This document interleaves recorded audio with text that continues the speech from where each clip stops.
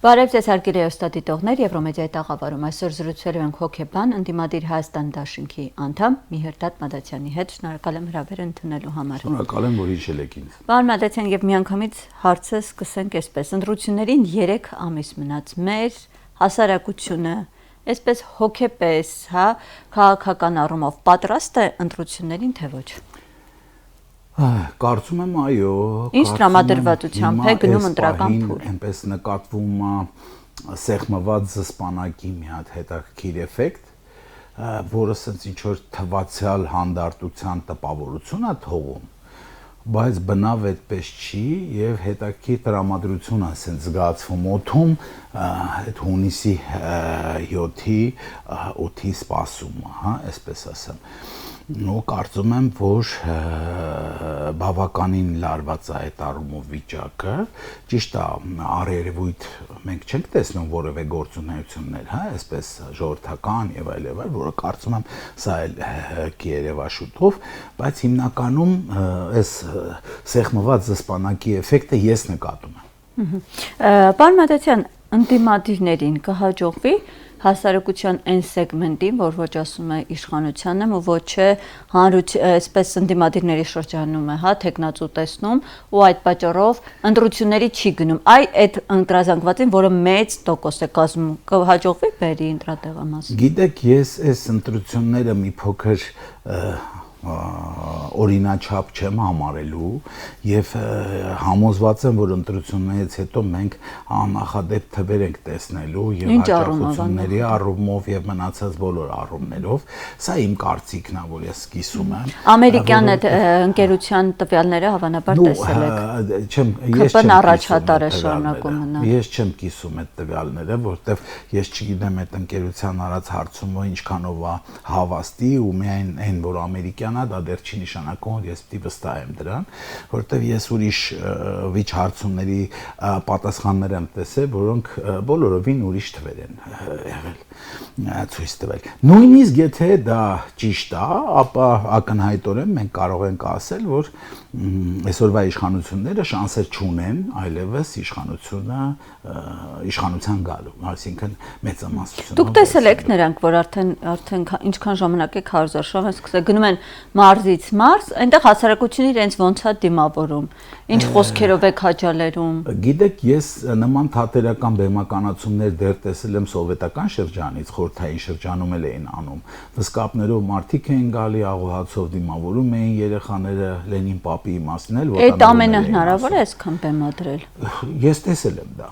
Ես հին մարդ եմ, ես խորհրդային շրջան եմ տեսել։ Խորհրդային ղեկավարներին հենց այդպես էլ դիմավորում էին, հացո աղով, լիքը մարդ էր լինում պլակատներով, կապտած, սառցակալած, որովհետև ցուրտ ամիս էր, բայց սպիտակ սառոշկեքով ու վադալասկեքով, այս տեսել ենք մենք, այս նոր բան չի անում Նիկոլ Փաշինյանը, կամայական օխլոկրատիայի վերջում սա է լինելու։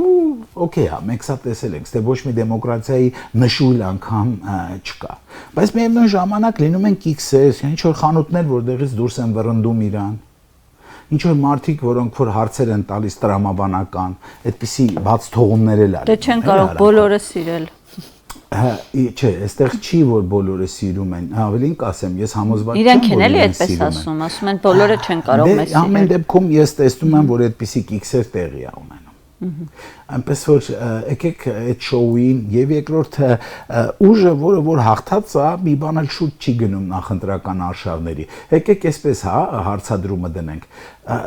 Ընդդիմադիր ճակատից վերցրած ով է սկսել այդ ընտրարշավը բացի Նիկոլ Փաշինյանից։ Ով։ Ոչ մի։ Մենք տեսնում ենք, որ ուժեղ Հայաստանն էլ այդպես ավտոբուս նստում էստեղ են։ Ինչ որ տեղեր գնում են, ուժեղ Հայաստանի դեպքում, եթե մենք համարենք, որ 2-3 ամսվա պատմություն ունի ուժեղ Հայաստանը, իր գնալը ակտուալ է։ Եթե համարում ենք, որ ԿՊՆ-ն է համարում, որ իր ռեյտինգը այդտեղ 0-ից պիտի աճեցնի, որտեղ ուժեղ Հայաստանի ռեյտինգը 0-ից աճեցնելը իմաստ ուներ, որտեղ ինքը նոր է ստեղծվել։ Նոր ստեղծված կազմակերպություն։ Բայց կհաջողվի այդ 3 ամսում այնքան աճեցնել, որ գերազանցի։ Ես համոզված եմ, որ հունիսի 8-ին մենք հուտից սկսելու ենք վերականգնել մեր արժանապատվությունը եւ արդարությունը Հայաստանում։ 8-ի առավոտյան մենք այլևս չենք ամաչելու։ Պարոն Մատիչյան, խոսենք տեխնոլոգիաների մասին, ինչպես դուք էլ նշեցիք, հա, միայն ԿՊՆ-ը, որ այսպես ակտիվ այստեղից այնտեղ է գնում, այսինքն դեռ չմեկնարկած քարոզարշավը իրենք փաստացի այսպես խախտումներով սկսել են։ Խոսենք թե ինչ տեխնոլոգիաներ են օգտագործում։ Օրինակ այսօր մի հետաքրքիր գրառում հանդիպեցի, ասում եմ, որ թերթում ենք, ինչ սոցիալական թերթում ենք, Նիկոլ Փաշինյան, բոլորի գրառումները Փաշինյանի մասին են, թեկուզ քննադատական իրենց նկարն է, այսպես կարկանդակ են ուտում, եգիպտացիորեն են ուտում։ Այսպես մարդիկ անդադ քնում զարթնում են քննադատելով կամ էլ այսպես դրական արտահայտվելով։ Տեսեք, ես փորձեմ որպես մասնագետ խոսել։ ԿՊ-ն դա անձակենտրոն կազմակերպություն է, որը հիմնված է մի անձի վրա։ Սա ընդունված է բիզնեսում էլ կան անձակենտրոն բիզնեսներ։ Եվ եթե մենք այդ մի անձին հանում ենք, այդ կազմակերպությունը փլվելու է, ինքը չի մնալու տակը, հա, որտեղ է մնացած չկան Փաշինյանից բացի խարիզմատիկ կերպարներ ես չեմ տեսնում։ Եթե դուք տեսնում եք, ես չեմ նկատել խարիզմատիկ կերպարներ, ես նկատել եմ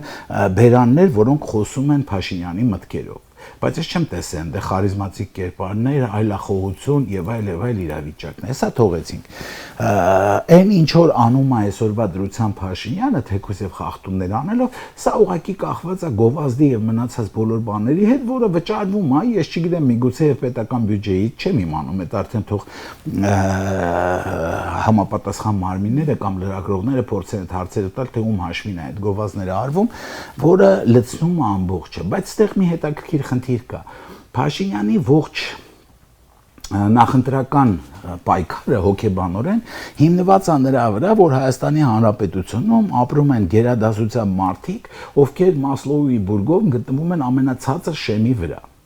Ուտում են, քնում են, սեռական կյանքով են ապրում եւ զուգարան են գնում։ Ու վերջ, ուրիշ պահանջմունք չունեն։ Այսինքն կենթանական պահանջմունքների վրա է, որտեղ այդ պահանջմունքից անմիջապես վերև դա անվտանգությունն է, որը այսօրվա դրությամբ ԿՊ-ի եւ իր համակիրների մեջ մի հոգի է զգում անվտանգության կարիք, դա Նիկոլ Փաշինյանն է, դրա համար ամբողջ ոստիկանական համակարգը ուղղված է Փաշինյանի անձը պաշտպանելու ուղղությամբ, ոնց տեսնում եք։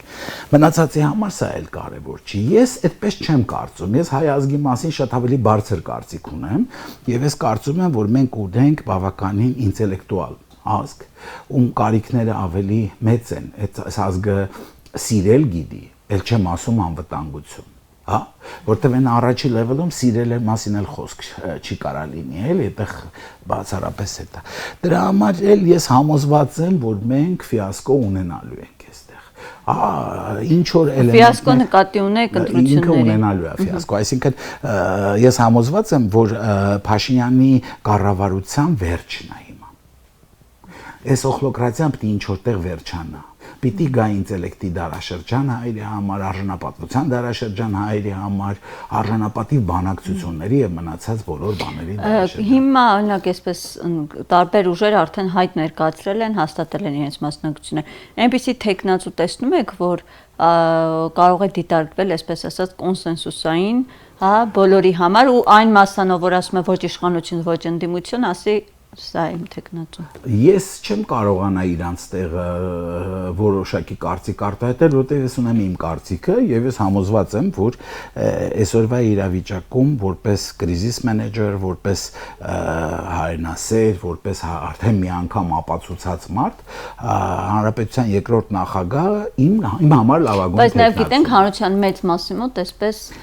դրված բացասական զգացումներ կան ու շատերը հենց դրանից էլ դրդված Նիկոլ Փաշինյանի են ձայն տալի, ասում է ավելավատանք, քան նախկինները կան։ Տեսեք, լինգվիստիկ պատերները ուզում եմ ճշտենք։ Ես համոզված չեմ, որ հանրապետության մեծ մասի մոտ է այդ կարծիքը։ Ու երբ որ մենք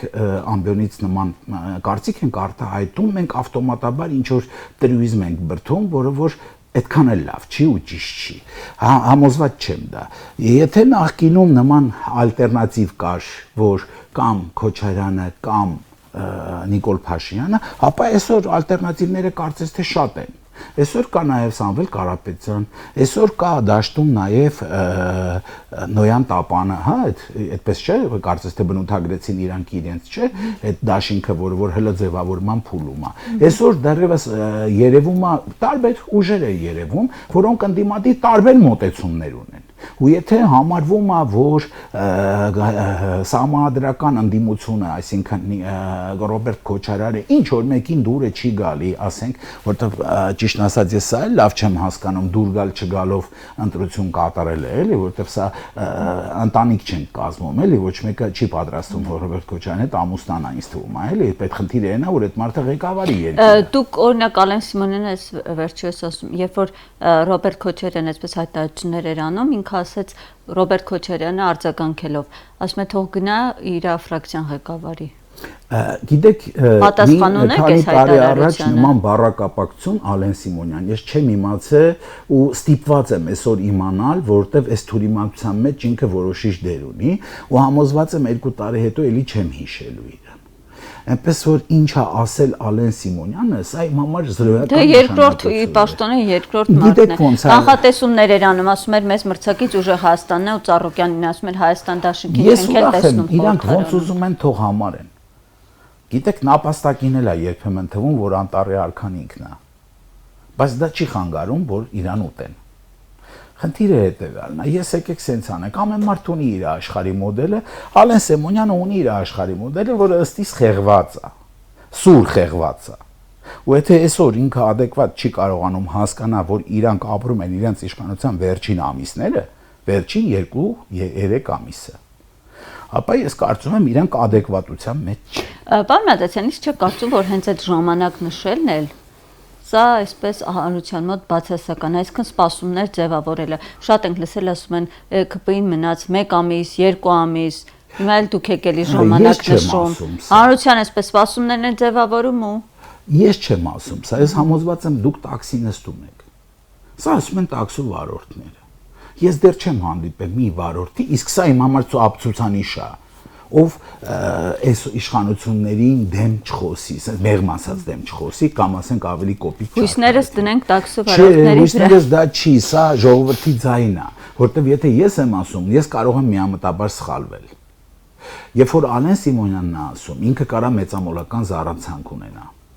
Տաքսու վարորդը այն խավն է, տաքսու վարորդ սիմվոլիկ ասում եմ, հա, այդ միջին խավը մեր, հա, այդ այն խավն է, որը որ adekvat շփվում է այսօրվա Հայաստանի հետ, համատում է իր ապրած Հայաստանի հետ ու սկսում է որոշումներ ընդունել կամ կարծիքներ կազմակերպել։ Սա այն խավն է, որը Նիկոլ Փաշինյանին բերել է իշխանության։ Ու այս խավը այսօրվա դրությամբ չի ուզում Նիկոլ Փաշինյանին տեսնել իշխանության։ Ինքը պատրաստ է գնալ նույնիսկ այն մի հատ Ամերիկայում ձերբակալված տիպ կա, դրա հետևից մենակ Նիկոլ Փաշինյանը չլինի։ Այս ամբողջ խնդիրը։ Եկեք հասկանանք իրականության աչքերի մեջ նայենք։ 8 տարվա ընթացքում այս իշխանությունները բացի խաբելուց ոչինչ չեն արել։ Դե մարդիկ նաև ասում են ընդդիմությունն է մեզ խաբել, ասում են ձայն ենք տվեք 21-ին, որ գնան հեռացնեն, չեն հեռացրել, հիմա ինչի պիտի նորից ցես են։ Ես այսպես ասեմ, ձայն տվողների մի մասը կարող է ձայնա տվել, որ քրեական ինչ որ գործողություններ կատարեն դեպուտատները, ինչ պիտի կատարեն, ոնց է կարծում։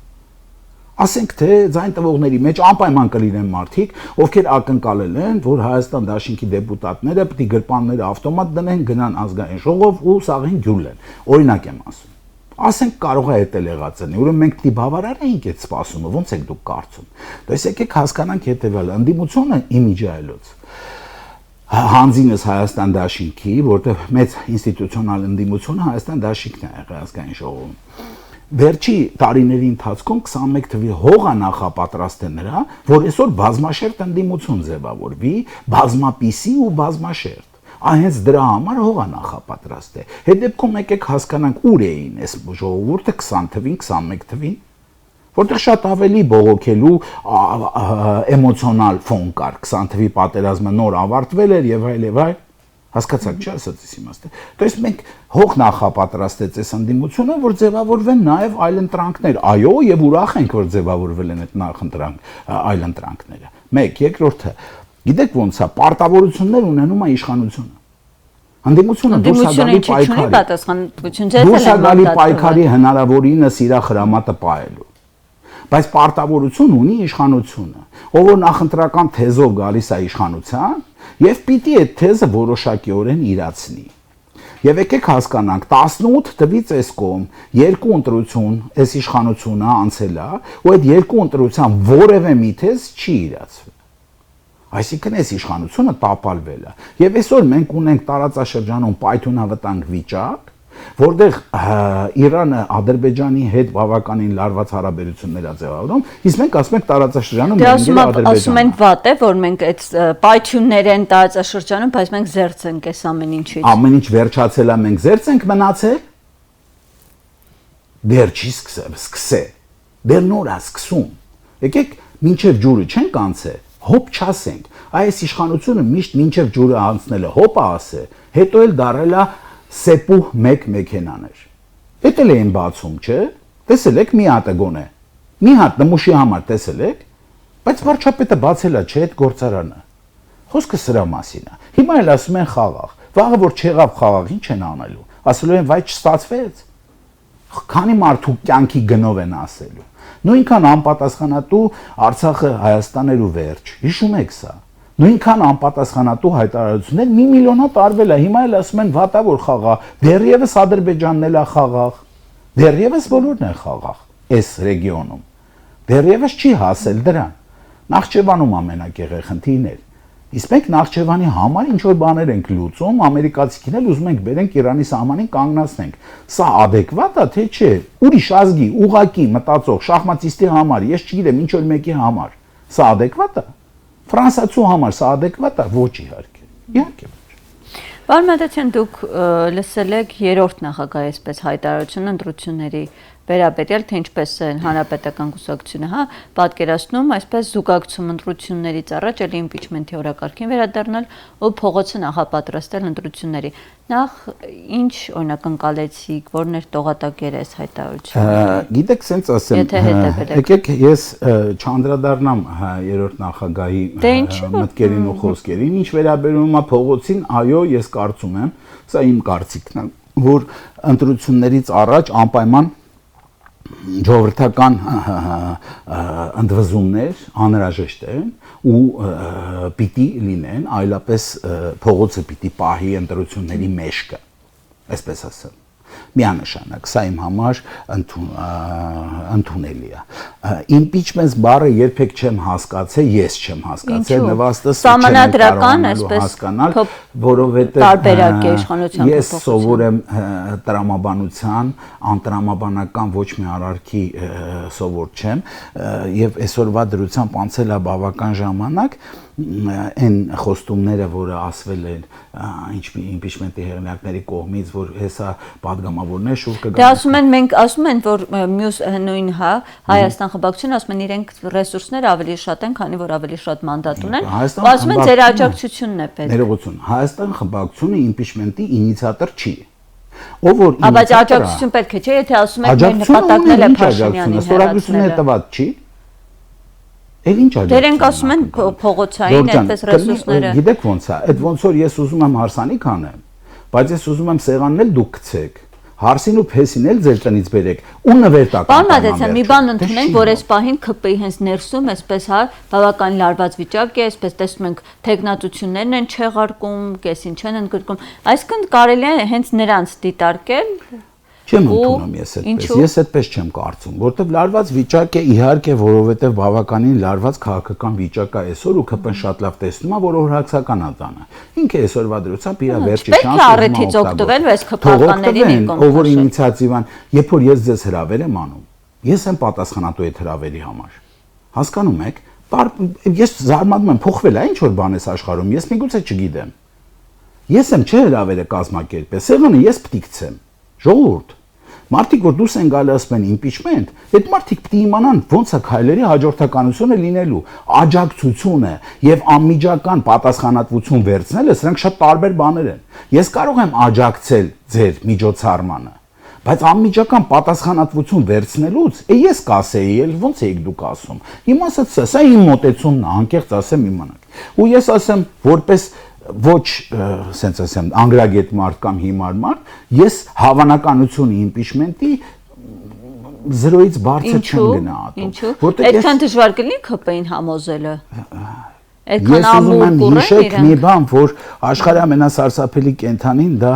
անկյունն ընկած առնետն է։ Ու եթե ձեզ թվում է, որ այսքան հանցագործություններ գործելուց հետո հանցակիցներից որևէ մեկը կփորձի դուրս գալ դեմ, ապա ես կտրուկ համաձայն չեմ դրա հետ։ Ավելին ասեմ, ես դա համարում եմ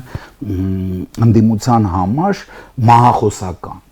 Եթե դրա վրա հիմնվենք, որտեղ դա չի ստացվելու, ինչի շնորհիվ դա լինելու է մի մեծ տապալում ընդդիմության, որի ապացույցը վերջի ամիսներն են, որը պետք է դա արդեն տեղի ունենար։ Այսինքն, եթե իմպիչմենտի գոնե նշույլ կար, գոնե 1, եկեք sense պայմանավորվենք, իմպիչմենտի ինիցիատորները 5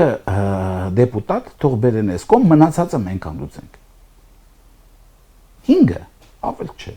Մեծ էլի արարծի բաժինը մենք թողենք մեր վրա։ Հասկանում եք, չեն կարողանում, չեն էլ արվում։ Այսինքն խնդիրը որն էր, հայտարարել impeachment, հայտարարել Հայաստան Դաշինքի մեղավոր, որ չի մասնակցում, հետո երբ որ Հայաստան Դաշինքը մասնակցի, մեղադրել թե խի ինքը իր վրա պատասխանատվությունը չի վերցնում, տենց ազնիվ չի։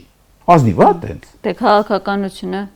նաև անազնիվ քայլերի մասին։ Դե ես այդտեղ անազնվություն եմ տեսնում։ Ու եթե սա աշխատող մեխանիզմ է, ես լիքը միջոցառումներ ունեմ, որ կարող եմ կազմակերպեմ, հետո պատասխանատվությունը միջոցառման անդամների վրա բարձեմ, թող իրենք անեն։ Այդպես չի արվում, էլի։ Հասկացաք, սա իմ կարծիքն է։ Կարող է ես հին եմ, սխալ եմ, հասկացար, old school եմ, էլի, ասենց ասեմ, բայց մեր ժամանակ մարդը, որը որ ինչ որ բան նախաձեռնում էր, ինքն էլ պատասխանատու էր լինում այդ միջոցառման իրացմանը։ Շնորհակալ եմ զրույցի համար, պարոն։ Ես եմ շնորհակալ։ Հարգելի հաստատիտողներ, հիշեցնեմ այսօր մեր հյուրը հոգեբան Հայաստան Դաշինքի անդամ Միհրդադ Մադացյանն էր։ Շնորհակալ եմ եթերին հետևելու համար, կհանդիպենք։